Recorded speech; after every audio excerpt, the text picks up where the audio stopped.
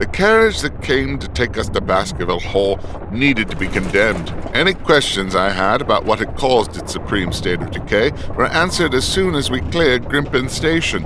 At once the paved road was gone, and we were left to the scant mercies of a true English country lane, rutted, pitted, obstructed by overgrowing hedgerows and dotted with mud pits beyond counting. Despite the constant battering and the cold gusts that came in at every crack, Sir Henry's mood remained steadfast. We could see a fair portion of the moor, for the moonlight was generous. Whenever a feature of interest presented itself, Sir Henry would press Mortimer to explain it, which he happily did.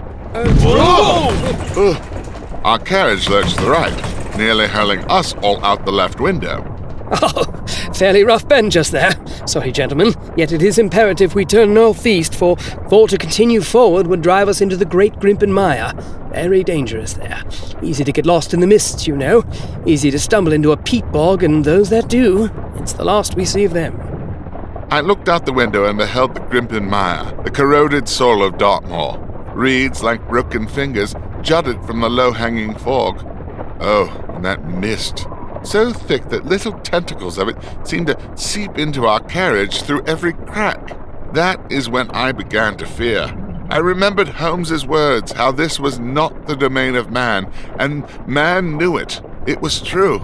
Above it all, gathering all its disparate, distasteful physical features into a cohesive whole was malevolence. Dartmoor hated us. Nothing could be plainer. It was then I saw the first light, hovering in the mist. Do you know that soft, inconstant glow around a burning candle? Not the flame itself, but the halo that surrounds it. It was as if one of those simply forgot the formality of needing a source and showed up on its own. Even as I gaped at the first light, a second appeared, just off to the left and behind it. What are those? Ah, one of our most famous local phenomena. They are called Will-o'-the-wisps, I believe. Yes, very nice. But what are they? Stapleton says they are luminous methane escaping from the peat. The locals have a different story. They say the wisps mark where some unfortunate fellow has drowned in the mire. They say the lonely dead are signaling to us, hoping to lure the living to join in their doom. And that was it. I could take no more. Dartmoor had taken it a step too far. No, this will not do. Driver, stop the carriage. What? No! Do not stop this carriage! Watson, what are you on about? Someone needs to get out there and teach Dartmoor it can't just go about impersonating Halloween all the time. The modern festival of Halloween actually takes its roots here, so the similarities should not be surprising. It's probably no coincidence they picked October, either. I don't care. I promise you that somewhere on this vehicle is a shovel kept handy for when a wheel gets stuck in a rut. We must stop the carriage and find it so I can restore sanity to Dartmoor. You're gonna restore sanity? I shall. The shovel? Yet it was not to him that I directed my answer. Outside our window more wisps had gathered, bobbing along with us capriciously, merrily, mockingly. I pointed my finger at the nearest one. I'm going to dig you up, you little bastards! Dr. Watson, language! The hell you are! Sir Henry, language! I must! Ghosts! Ah! An easily broken hypothesis! All I need to do is dig up the peat beneath one of those wisps, and if I do not find human bones, we'll know this local poppycock for what it is. You can't dig in a bog. It's like digging in lamb stew. The stuff closes in as fast as you scoop it out. I don't care! I need to get out there and not find a skeleton! I lunged for the door, but Sir Henry pushed me bodily back into my seat. You couldn't find one even if you were digging right over it. Any fool who goes stumbling around Grimpen Mire in the dark ain't fixing to find a skeleton. He's fixing to become one.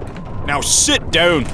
He was right, of course. I frowned out the window at the misty strangeness of the mire. Soon we were clear of the peat bogs, and the wisps began to fade from view. Before they were gone entirely, I promised myself, I shall find out. I'll know what you are before I leave this place. But I don't think they heard me. The carriage lurched to a halt. Through the right window, we could see a cozy little cottage, some distance away, with a candle burning in its front window. Well, this is me, gentlemen. May I call on you tomorrow, Sir Henry? Sure. The walk to Mortimer's door was no more than 20 yards. Still, I think he, Sir Henry, the driver, and myself all held our breaths. Would Mortimer reach the safety of his own hearth? Or would the Notting Hill murderer, the Hell-Hound, or a gang of rogue wisps drag him screaming into the darkness? Presently, a sliver of light glowed forth as he opened his door and stepped inside. Lucky. We are not doing that. We are driving right up to the hall, so close I can jump out of this carriage and through the front door.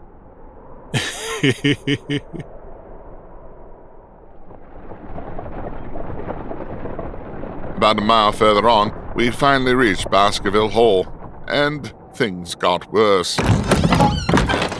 The coachman did pull up as close as he could, but there was a granite walk stretching down from the front of the house. For the occasion of Sir Henry's arrival, the Barrymores had lit the walk with a line of torches on either side. Or they tried to. The poor torches, abused by the October wind, guttered and flickered. They did cast a feeble light down on the walk, but the granite of which the walkway and the house had been constructed was so dark as to defy all attempts at illumination. About the only thing that did light up were the reflective golden eyes of the 100 or so owls who had taken up residence in the eaves of Baskerville Hall. They gazed hatefully down at us, resenting the intrusion. Yes, angry owls. Because, why not? And things got worse. I mean, they seemed better for a moment. Good evening, Sir Henry. We have been expecting you. I am the butler, John Barrymore. Welcome home. John Barrymore was a strikingly handsome fellow with an easy charm. All this was fine, except for the painting behind him. He was in it. It was clearly from the era of the First Civil War, some 240 years previous. But never mind. John Barrymore was in it. Exactly him. The man himself, in flesh and blood, stood in front of me. Yet the very same face stared out from a picture that must have been over 2 centuries old. Dr. Watson, your coat, may I take it? Oh, yes, thank you. My wife has prepared a late supper, if you will follow me. You know, Barrymore, I just can't. It's been a long trip, and if Dr. Watson doesn't mind, I think I need some shut-eye. I agree entirely. Very good, sirs. I'll bring a plate up to your rooms in case you are hungry in the night. Your chambers have been prepared for you. Sir Henry? He gestured towards the east wing. And the comfortable guest chamber for Dr. Watson. He gestured towards the west wing, the exact opposite side of the big empty house. No. I must be close to Sir Henry. My job is to protect him. No, that's all right, Barrymore. Ugh. It's only for tonight, Watson. It'll be fine. Will it? I allowed Eliza Barrymore to lead me to the west wing, while John Barrymore disappeared with his new master towards the east. The house was cavernous and smelled of dust and disuse. A few hallways and staircases later, we arrived at the room where I might at last be allowed to slumber. And things got worse. Again, they seemed better at first. I began undressing myself and putted into the dressing room that adjoined my chamber. As I filled a glass from the jug that had been left for me, my stocking foot came down on a deep scratch in the floorboards. A moment later, I found another, just beside it. Parallel fissures, much like claw marks. With horror, I realized where I was. The dressing room of the second bedroom from the end, 3rd floor, west wing. The room from the letter. The room where the hound had slain lecherous old Winthrop Baskerville. My gaze flew to the wall. There they were, the crisscrossing scrapes where Winthrop had torn at the wall in his fright. The marks were numerous and deep. I winced to think of the damage he must have done to his fingers, but he'd had other concerns, I suppose. A sudden horror overtook me. This isn't a room. It's a trap. The Barrymores! It was they who planned to take the life of Sir Henry, but first they would remove his protector. It was they who had sent me here to the murder room to feed the hound. I reeled back, searching for a way to save myself. The plan I concocted was, well, I'm sure it was more a product of exhaustion than any great feat of reasoning. I rushed back to the bedroom and lit all 4 candles, arranging them in a line in front of the dressing room door. I somehow hoped that this barrier, not so much the flame but the light, would protect me. After that, there was naught to do but huddle on the bed with the blankets pulled up around my chin. There I stayed for quite some time, eyes glued to the door. I think I slept very little that night.